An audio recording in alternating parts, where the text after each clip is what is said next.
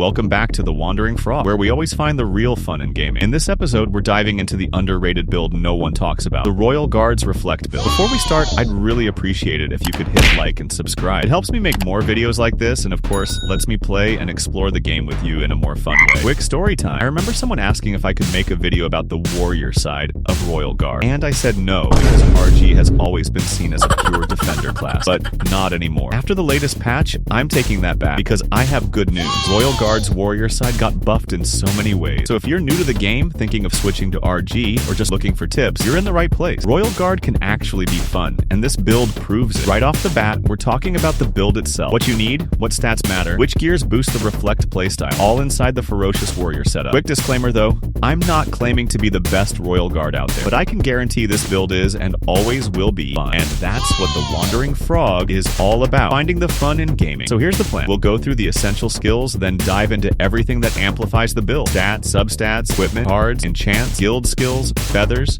mount stats, Verus, Soul Force, Nightingale, Nexus engine, all of it. I'll walk you through each step so we're on the same page from start to finish.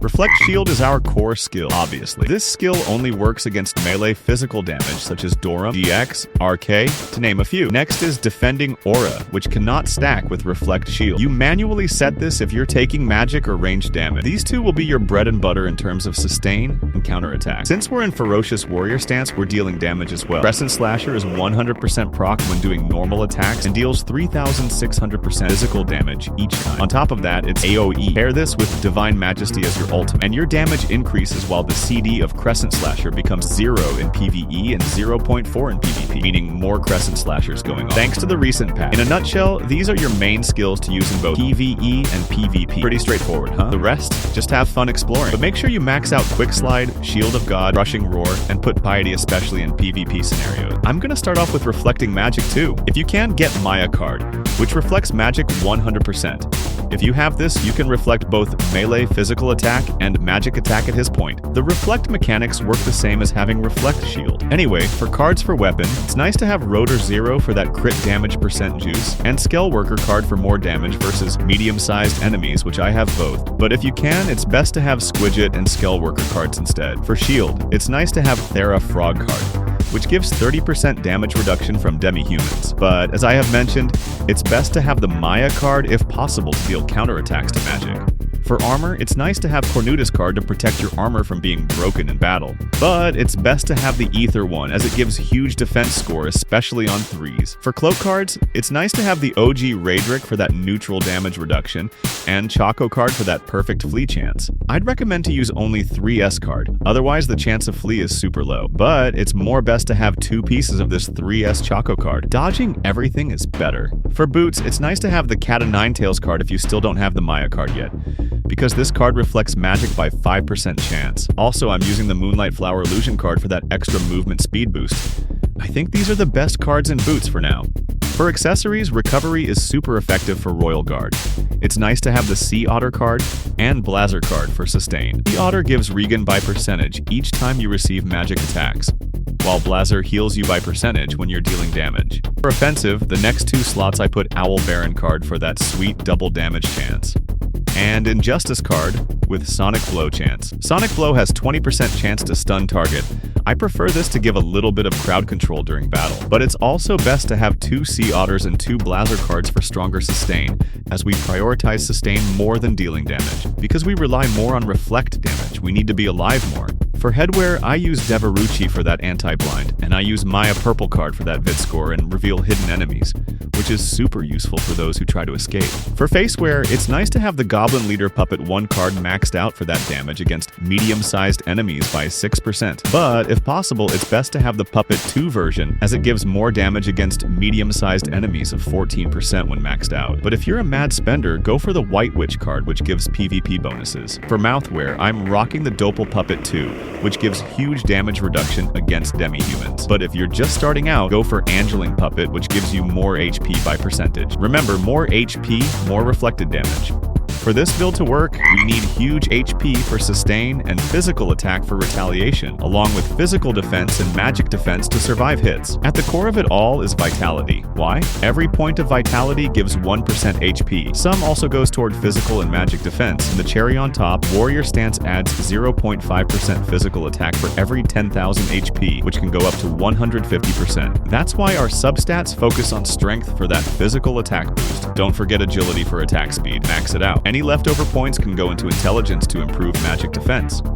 Rangrith of Fortitude is still the best set for sustain if you're focusing on Reflect thanks to its huge 30 vitality and 21% max HP bonus. Definitely the sweet spot. If you're more into retaliation, go for King of Resentment, which boosts critical damage. Just know this set requires a lot of agility, so it's mainly good for PvE. For accessories, I recommend the Remorseless set for its physical attack boost based on HP. You can also opt for New Hope if you want to further amplify your normal attacks. Since vitality is our main stat, the Matcha Mooncake headwear is ideal. It gives 1 PDEF and 1 MDEF per vitality point. With 400 plus vitality, that's a huge raw defense boost. No Matcha Mooncake? Don't worry. The Polar Bear knit hat from the Winter Bear from Gacha works too, offering great reduction against demi-human enemies. For facewear, hazelnut lenses are solid for pumping vitality, and the Brave Gamer badge adds reduction at plus 12. That said, the Gamer badge seems a bit outdated. What do you think we should replace it with? Comment below. For costume, Raccoon Party is still the go-to for sustaining critical hits, especially now that Nightwatch is back. Finally, for backwear, my OG Sealed Grimoire is best for its high HP percent and vitality boost. If you don't have it, Swan's Key from the Elegant Lover Gacha is a good alternative for vitality and HP. The key enchants for this build should boost our critical damage. For weapon and accessories, go with superior crit enchants. Your substats should be physical attack. If you're short on attack speed, make sure to add some. Hitting 500% attack speed is a must. For armor, cloak, and boots, we're using counter crit. We want to stack as much crit damage resistance as possible since we'll be taking a ton of crits in battle. But do take note what type of damage you'll be taking in your server. Adjust to what you think you need most. It's best to get vitality as your substat to fuel your defense. For costume, backwear, and headwear, it's still best to go with PvP technique. We need to stay within the average PvP bonus bracket because higher PvP bonus gives better sustain and stronger reflect damage. But if you want to go aggressive, physical attack enchants can work too, especially if you're not planning to push your PvP bonus any further. For facewear and mouthwear, go with 2 times improved physical defense or 1 times improved physical defense plus 1 times improved magic defense, depending on what type of damage is more common in your matches. In my case, after the recent patch, physical damage is more frequent than magic, so I'm using 2 times improved physical defense. Guild skills are pretty straightforward. Increased defense and max HP should be maxed out first. After that, go all in on upgrading your PvP guild skills. These give huge value for tank builds and help your reflect perform much better in actual fights. For the skill upgrade effects, upgrade the reductions first. Focus only on what's meta in your server. In my case, I see a lot of Warlocks and Nightwatch on the battlefield, and they're usually the ones doing most of the killing, so I'm upgrading reductions on Cloth for Warlocks and Mail for Nightwatch. Raven's Hour is the PvP feather set bonus, which means your feathers should be 1 purple and 4 orange. Right now, I'm running 2 light and dark, 2 time and space, and 1 purple because I originally focused too much on defense until I realized I needed more PvP bonus for my reflect damage to really hit. For the Valkyrie attack set, your purple feathers should be order, since we still need those damage reductions. Your 4 orange feathers should be light, dark, time, space. For the Valkyrie defense set, Virtue is still the best purple feather for that vitality score. Your 4 orange feathers should be light, dark, divine, nature, dexterity barding. I'm using Blitz for extra PvP score since we're a bit behind on PvP damage bonus. You can also go to Trample if you want more critical damage. Sturdy barding. This is my priority for more defense. I use Barrier for added crit damage resistance because we almost always get crit in fights. Strength barding using Wildness for the HP percent boost and max PvP ward. Protector barding. I'm running Wuthering for damage reduction and bonus damage against medium-sized enemies. All these affixes support our goal. Defense and HP first, physical attack second. Our main Verus for this build is Reflect module, since it boosts our reflect shield damage based on our vitality. For the rest, I'm using defensive Verus like Muscle Block, which reduces incoming damage by 15% when your HP is above 80%, and Crisis Resistance, which gives 20% non-status damage reduction when your HP drops below 20%. Final Piety is more of a last resort option. It adds 30% damage to players when your HP falls below 35%, but it comes with a trade-off since it reduces your physical defense and magic defense. Lastly, I added Physique Boost for the extra HP. I'm using Earth Soul Force since we're a tank class. The best crystal to pair with it is Orc Hero, which gives a shield and damage reduction based on your HP, and our HP is massive. In PvE, I sit at around 1.5 million HP at rest. It's also important to slot in Boa, which gives reduction against all enemy sizes, and Mandragora, which gives 15% damage reduction and plus 18% crit resistance when Tetra Barrier breaks. These 3 crystals already give you solid sustain. The last 2 slots are flexible. Feel free to experiment with what fits your playstyle.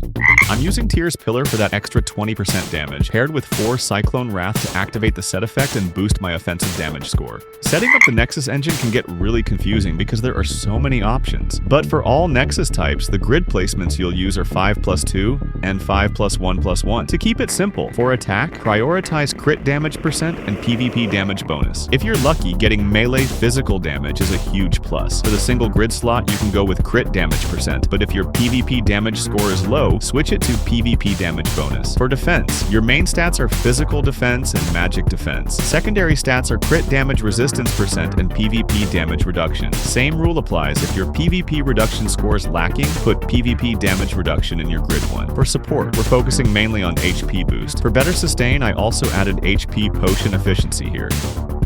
That's basically the whole setup. What do you think about this? Drop your thoughts in the comments. Maybe we can test your version in the next video. Now, let's see it in action.